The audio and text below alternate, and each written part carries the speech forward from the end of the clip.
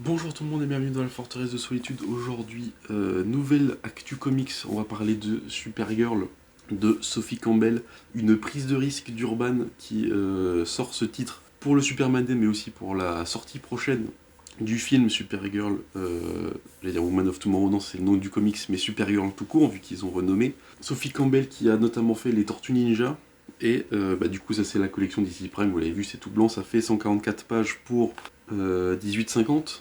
C'était 18,50 maintenant, 144 pages, ou c'est moins, je sais plus.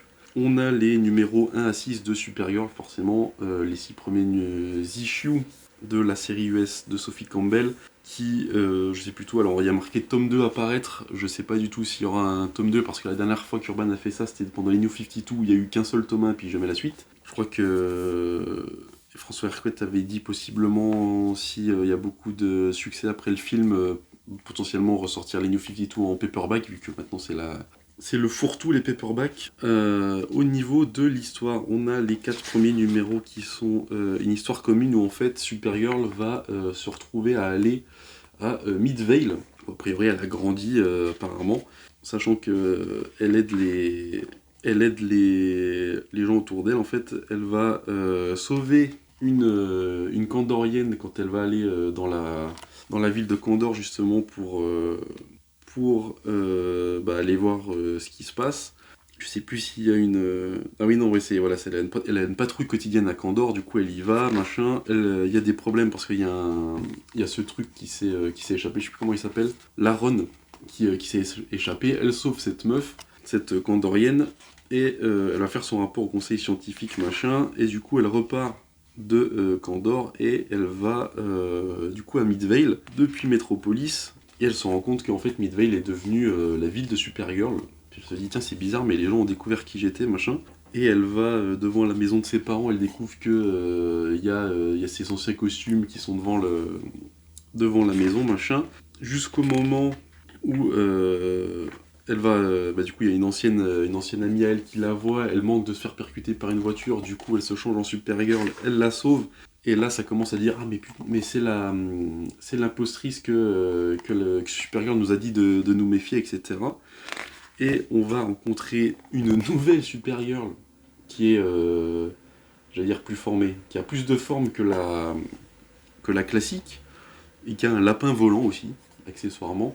Et, euh, et on va se dire, et du coup tout va être remis en cause de est-ce que la Supergirl qu'on suit c'est vraiment celle-là. Spoiler, oui, parce que dans le numéro 2 tout est révélé, puisque ça commence sur du coup là, celle qu'elle a sauvée sur Kandor en fait, c'est elle qui a développé en un sauvetage une obsession pour Supergirl, qui va du coup sortir de Kandor pour aller à Midvale, et qui va, comme c'est une kryptonienne aussi, elle va se transformer, et du coup elle va grossir, elle va avoir plus de forme.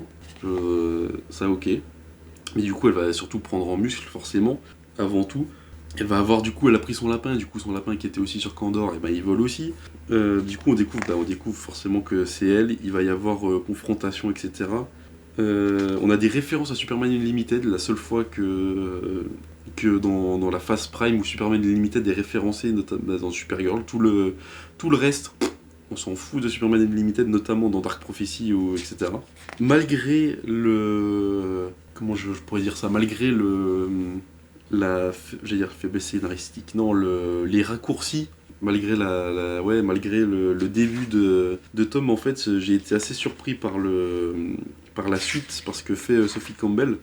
On a aussi du coup Lena et Supergirl qui sont du coup potes dans cette histoire. Mais j'ai été assez surpris par la suite, par la morale de Supergirl qui forcément a appris de Superman, etc. Mais c'est très très cool. Il va y avoir la partie 4, va y avoir le jugement du coup elle s'appelle Lesla Lar. Ça fait beaucoup Leila Star, mais c'est putain, je m'embrouille moi-même.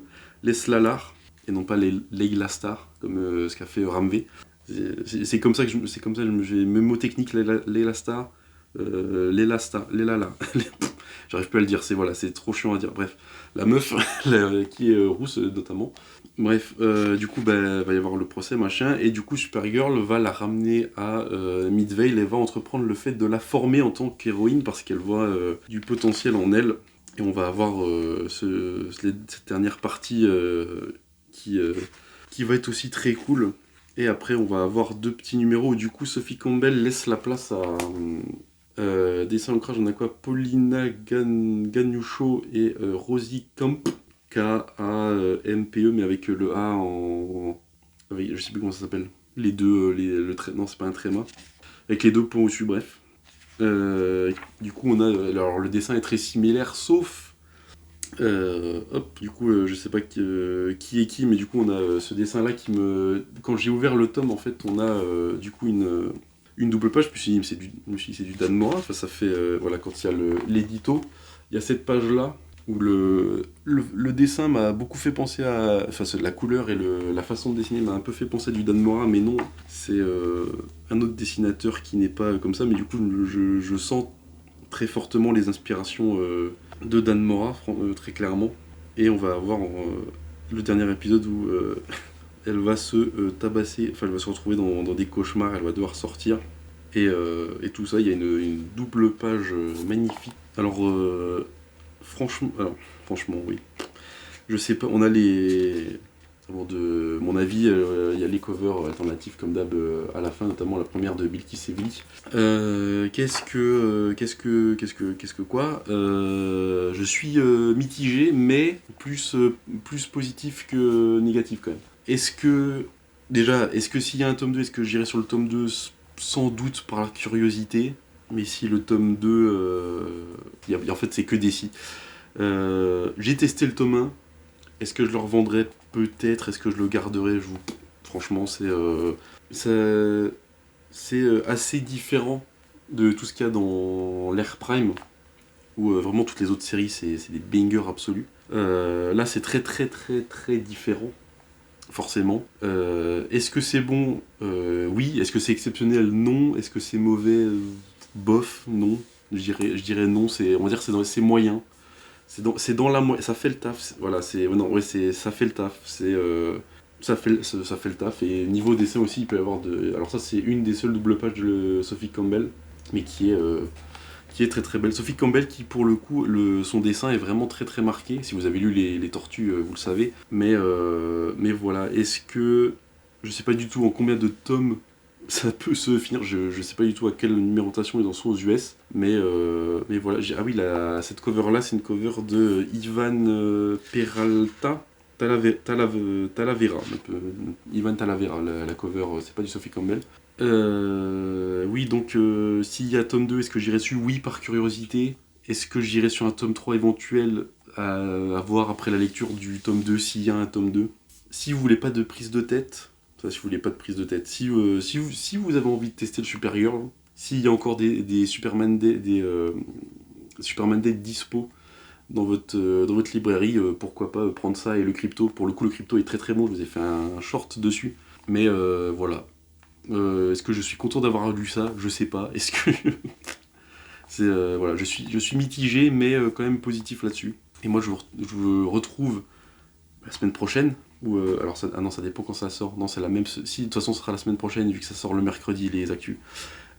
Pour le DC KO, que j'ai en version CSA. Et après, ça sera DC KO. Après, on a en mai, on a le Batman Prime et le Ghost of Gotham tome 3. Par contre, lui, c'est en juin, c'est début juin, je crois. Mais voilà. Je vous parlais du Crypto, hop, il est juste là, il est très très cool.